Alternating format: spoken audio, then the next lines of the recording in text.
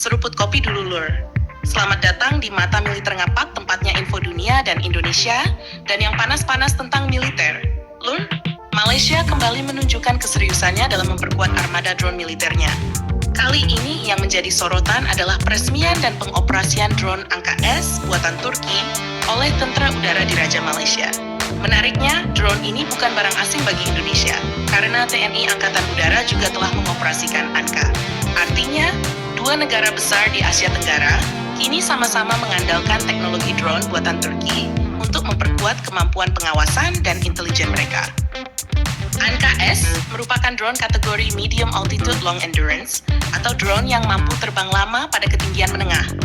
Keunggulan utamanya adalah kemampuan terbang selama lebih dari 20 jam dan melakukan pengawasan wilayah yang sangat luas tanpa harus menempatkan pilot di dalam pesawat. Bagi Malaysia, kehadiran Angka S sangat penting.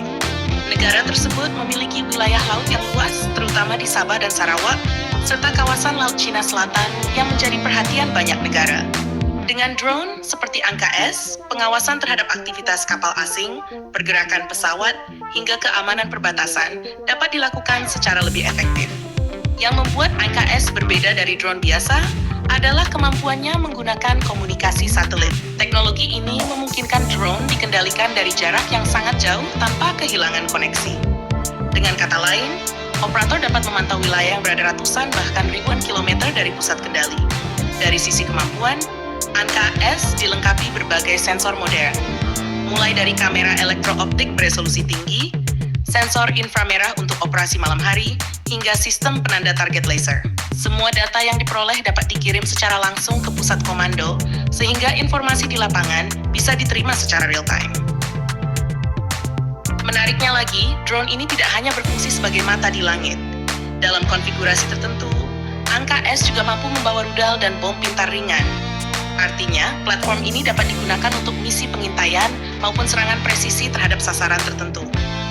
Jika melihat perkembangan saat ini, Turki memang menjadi salah satu produsen drone militer paling sukses di dunia. Berbagai produknya telah digunakan di Eropa, Timur Tengah, Afrika, hingga Asia. Keberhasilan ekspor Angka dan Bayraktar menunjukkan bahwa industri pertahanan Turki semakin diperhitungkan di tingkat internasional. Bagi Indonesia, kehadiran Angka di Malaysia tentu menjadi perkembangan yang menarik. Kedua negara kini memiliki platform yang sama, sehingga membuka peluang pertukaran pengalaman operasional, pelatihan, maupun pengembangan doktrin penggunaan drone di masa depan. Namun yang lebih penting adalah fakta bahwa drone kini menjadi salah satu alutsista yang paling dibutuhkan dalam peperangan modern. Konflik-konflik beberapa tahun terakhir menunjukkan bahwa drone mampu memberikan informasi cepat, akurat, dan dengan biaya yang jauh lebih rendah dibandingkan pesawat berawak. Karena itulah banyak negara mulai mengalokasikan anggaran besar untuk memperkuat armada drone mereka. Tidak hanya untuk kebutuhan militer, tetapi juga pengawasan wilayah perairan, penanggulangan bencana, hingga operasi keamanan perbatasan. Dengan masuknya Angka S ke dalam layanan aktif Malaysia, kemampuan pengawasan udara negara tersebut dipastikan meningkat. Sementara bagi Indonesia, kehadiran platform yang sama menjadi keuntungan tersendiri, karena pengalaman operasional kedua negara dapat berkembang secara paralel. Kesimpulannya, peresmian Angka S oleh Malaysia bukan sekadar penambahan alutsista baru. Ini menunjukkan bahwa drone telah menjadi bagian penting dari strategi pertahanan modern di Asia Tenggara.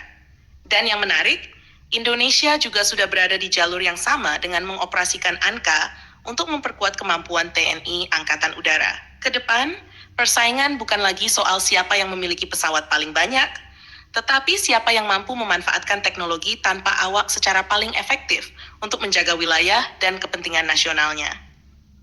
Jangan lupa subscribe, like, dan komen di bawah sambil ngopi.